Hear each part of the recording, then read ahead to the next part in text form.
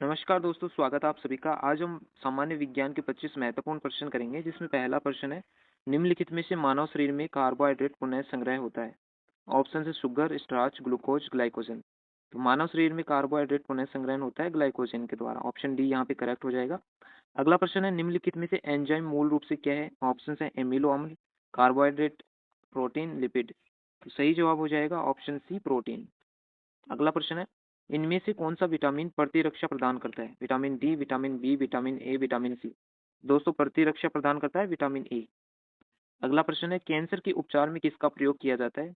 Option A है physiotherapy, psychotherapy, electrotherapy, chemotherapy. दोस्तों, cancer के उपचार में कीमोथेरेपी का प्रयोग किया जाता है।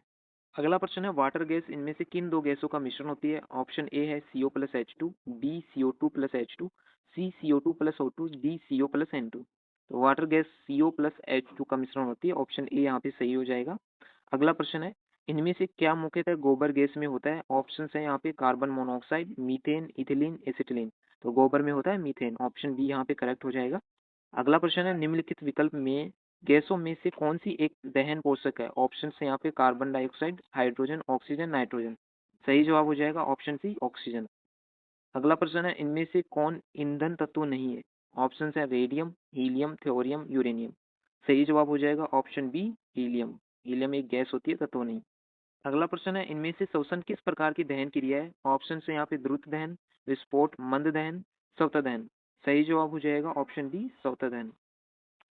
अगला प्रश्न है, एलपीजी में इनमें से कौन सी गैस मुख्य रूप से होती है। ऑप्शन है यहाँ पे butane, methane, carbon dioxide, sulphur. सही जवाब हो जाएगा ऑप्शन ए, एलपीजी में ब्यूटेन मुख्यतः होती है। ठीक है। अगला प्रश्न है, किस गैस का अणुभार उसके वाष्प घनत्व का कितने गुना होता है। ऑप्शन है यहाँ पे आधा, दोगुना, तिगुना, चार गुना। सही जवाब हो जाएगा ऑप्शन बी, दुगुना। अगला प्रश्न है, स्थिर दाब पर गैस का आयतन परम ताप के समानुपाती होता है, इसे क्या कहते हैं। ऑप्शन है बॉयल का नियम, ग्राहम का नियम, चार्ल्स का नियम, गैलुसेक का नियम। तो राइट आंसर क्या हो जाएगा यहाँ पे ऑप्शन सी, चार्ल्स का नियम होता है ये। अगला प्रश्न है, गैसीय समीकरण पीवी बराबर एनआरटी में आर सूचित करता है। ऑप्शन से यहाँ पे 1 ग्राम गैस को, 1 लीटर गैस को, गैस के किसी भी परमाणु को, 1 मोल गैस को। सही जवाब हो जाएगा यहाँ आर सूचित करेगा 1 मोल गैस को। Option D right. अगला प्रश्न है, इनमें से कौन सी वायु से हल्की गैस है। ऑप्शन है यहाँ पे ऑक्सीजन, क्लोरीन, अमोनिया, प्रोपेन।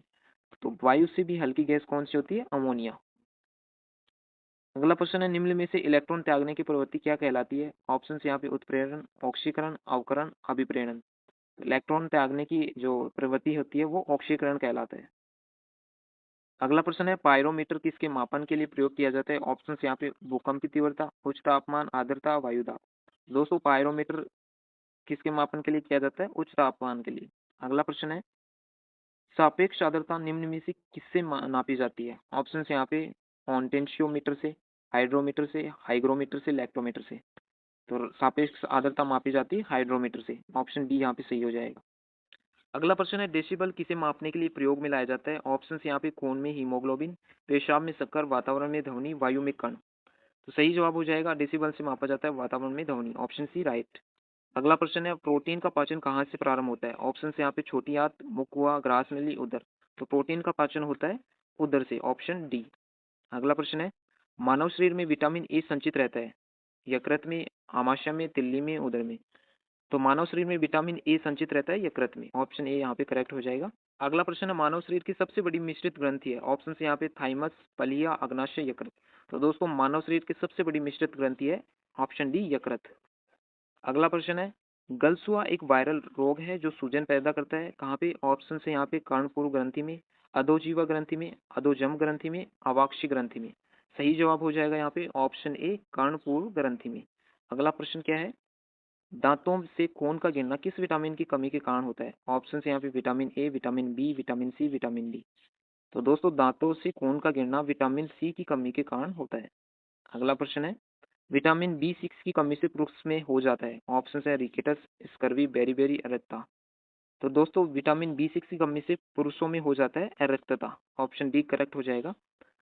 अगला और आज की क्लास का अंतिम प्रश्न है, कोशिका में प्रोटीन संश्लेषण कहाँ होता है। ऑप्शन है यहाँ पे गोल्जी कॉय, राइबोसोम, माइटोकॉन्ड्रिया में, सेंट्रोसोम में।